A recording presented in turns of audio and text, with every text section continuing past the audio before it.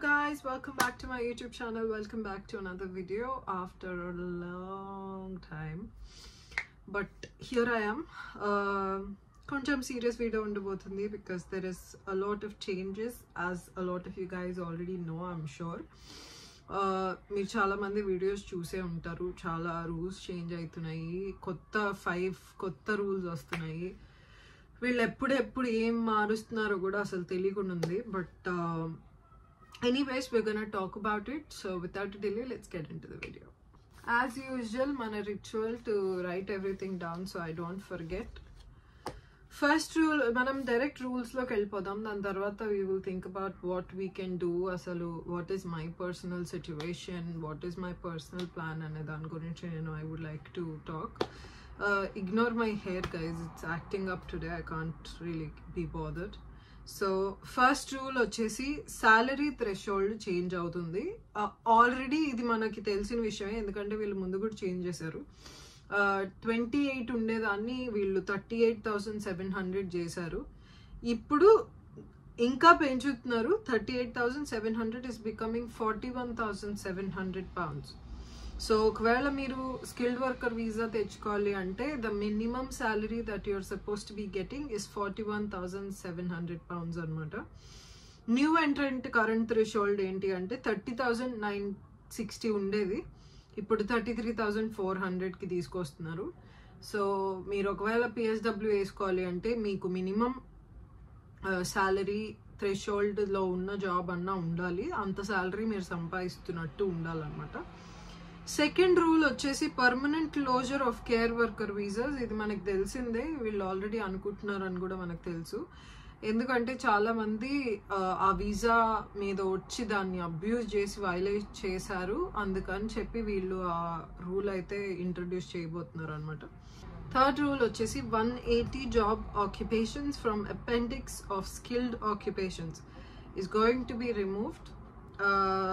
Levels ఉంటాయి అనమాట, ఆర్క్యూఎఫ్ level 3 to ఆర్క్యూఎఫ్ level 6కి చేంజ్ చేస్తున్నారు.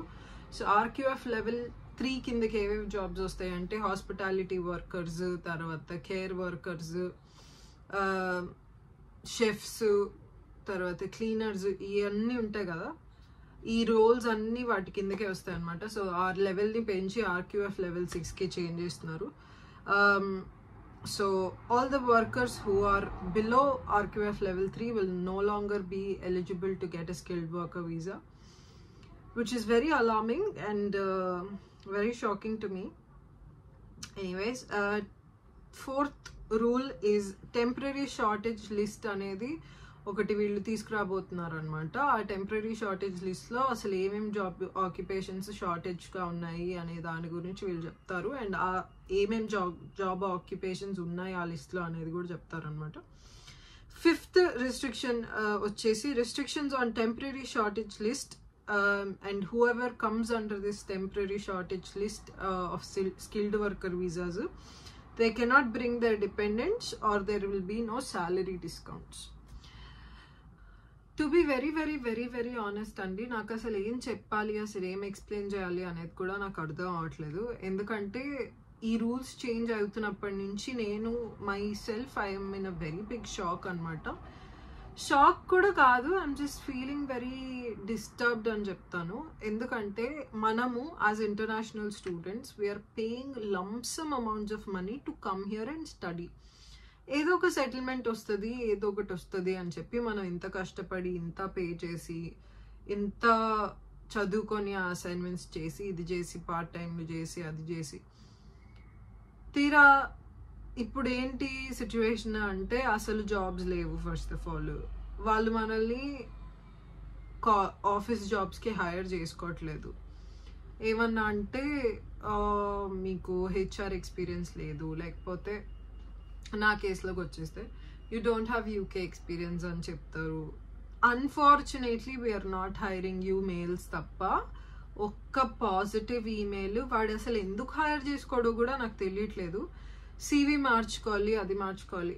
I tried doing that. I have changed my CV, I have changed my cover letter for 300 times now, nothing is happening.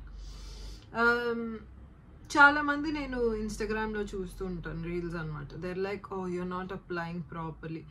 of course you're very lucky and you're very blessed that you got a job. That does not mean my application process is not correct.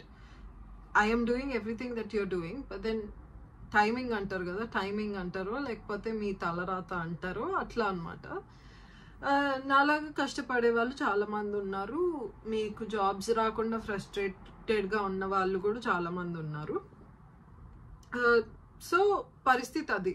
మీకు ఒకవేళ office job రావాలి అంటే మరి నాకు ఇంకేం చేయాలో కూడా తెలియట్లేదు అనమాట at this moment. So I'm not pretty sure.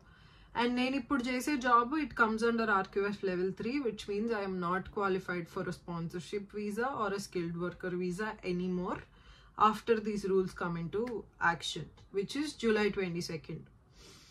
So ప్రస్తుతం నా దగ్గర ఉన్నాయి 2 ఆప్షన్స్. ఒకటి ఏంటంటే I have to explore for other countries. If not, I can apply for another degree and stay here for 2 more years and then go through the same process, which does not make any sense to me because నేను already ఒక loan తీసుకుని ఉన్నాను ఇక్కడ. ఇప్పుడు దాని మీద నుంచి నేను మళ్ళీ ఇంకొంచెం లోన్ తీసుకొని ఇక్కడ ఇరుక్కుపోయి నాకు అర్థం అవ్వట్లేదు అనమాట. But it is an option, it is one of the options.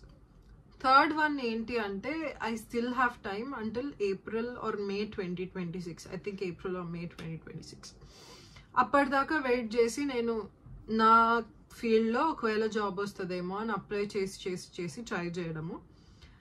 లేదు అంటే ఇన్నోవేటివ్ ఫౌండర్ వీసా వేసుకోవచ్చు. బట్ దెన్ ఇక్కడ ఒకవేళ బిజినెస్ ఓపెన్ చేయాలన్నా కూడా అసలు ఏం బిజినెస్ ఓపెన్ చేయాలి, దానికి ఇంకో 30,000 పౌండ్లు ఖర్చు అవుతుందంట. ఈ లైసెన్స్లు ఆ లైసెన్స్లు అంత డబ్బులు నా దగ్గర లేవు. Next last and final option వచ్చేసి ఎవరినన్నా పెళ్లి చేసుకోవడము. ఇప్పుడు 9 monthsలో పెళ్ళి అంటే అయ్యే పని కాదు అండ్ నాకు అసలు ఇంట్రెస్ట్ లేదు పెళ్ళి చేసుకోవడంలో. సో అదొకటి అనమాట. సో ఇవి నా ముందరున్న options. Safest and best option ఏంటి అంటే ఇప్పటిదాకా సేవ్ చేసుకున్న మనీ అంతా తీసుకొని వెళ్ళి ఇండియాలోకి వెళ్ళిపోయి అక్కడ ఏదో జాబ్ చేసుకొని ప్రశాంతంగా ఉండడం, which seems like a better option to me rather than all the other once. ఎందుకంటే ప్రస్తుతం ఏ కంట్రీకి వెళ్ళినా సేమ్ ఎకానమీ ఉంది, మీకు జాబ్స్ రావట్లేదు, హైరింగ్ ఫ్రీజ్ అవుతుంది. ఏ కంట్రీకి ఉన్న కష్టాలు ఆ కంట్రీకి ఉన్నాయి. ఇప్పుడు మీకు చాలామంది సలహాలు ఇస్తారు, వేరే కంట్రీకి వెళ్ళండి, వేరే కంట్రీకి వెళ్ళండి, యూఎస్కి వెళ్ళండి, కెనడాకి వెళ్ళండి, ఆస్ట్రేలియాకి వెళ్ళండి, ఇక్కడ బాగుంది అక్కడ బాగుంది అని.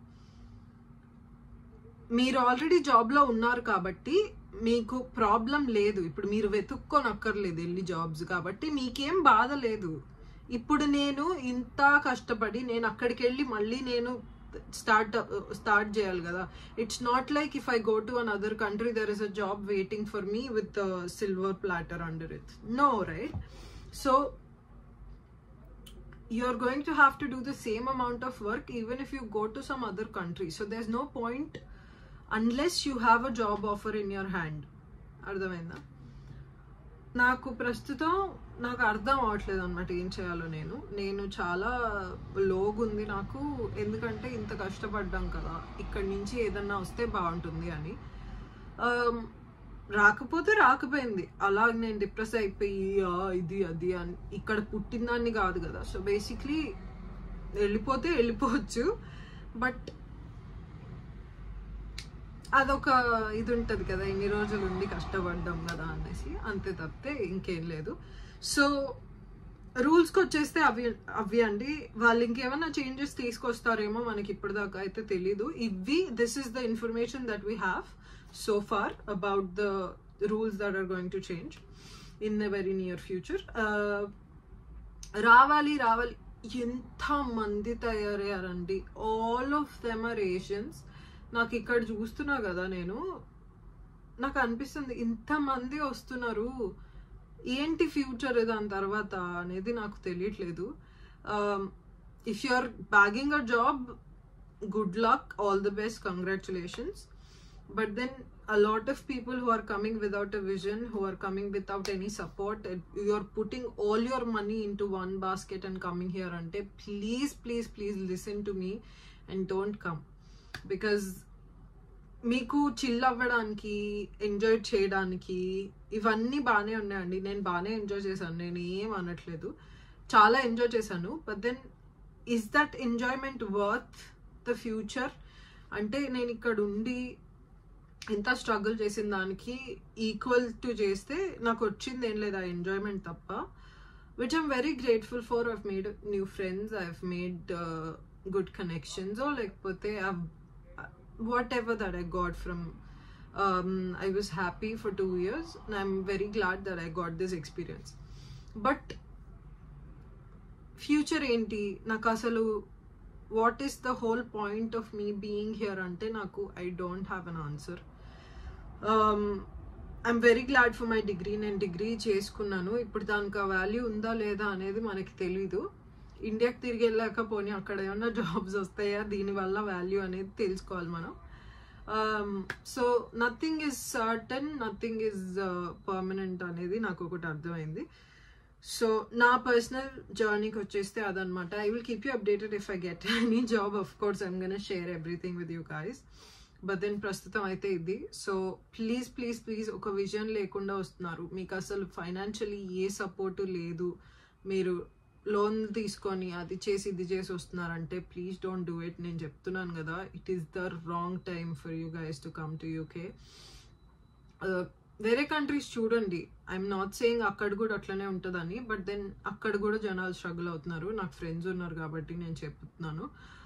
బట్ యూకే అయితే I feel like the gates are closing and ఇట్లా నారో డౌన్ అయిపోతున్నాయి అన్నమాట ఆప్షన్స్ మనకి. So international students ki especially, so please think twice before you choose this country and don't waste your money, Andy. Do not waste your money. This is what I want to say. Do not take me in a negative way. You have no idea how much I'm crying. You have no idea how sad I am, how ఎంత over thinking ఉంది అంటే, ఎంత stressed ఉన్నాను నేను అనేది మీకు తెలియదు. నేను అందుకని నేను ఇక్కడ కూర్చొని చెప్పుతున్నాను, don't put yourself through this place because it's not a very good place to be in, and especially when you don't know what you want to do, when you don't know where else you can go to. So అట్లాంటి confuse స్టేట్లో ఉండొద్దు. నేను ఎప్పుడో ఒక plan వేసుకొని నడుస్తుండేనండి. నేను ఆ plan ప్రకారమే ఇది కూడా చేసుకుంటూ వచ్చాను. But then somewhere down the line I feel like ఆ ప్లాన్ కొంచెం ఇట్లా అని తీసుకొని డీటూర్ తీసుకొని అటు వెళ్ళిపోయిందటో. సో ఇప్పుడు ఆ డెస్టినేషన్ ఏంటి అనేది వెతుక్కోవాలన్నమాట. Hopefully I will find something in God's grace. Pray for me and also please let me know how you felt about this video. And do not take me in a wrong way. I'm not demotivating you. నేను ఏముంది ఎట్లా ఉంది దాని గురించి మాట్లాడుతున్నాను అంతే. So I will see you guys in another video. Until then, bye bye.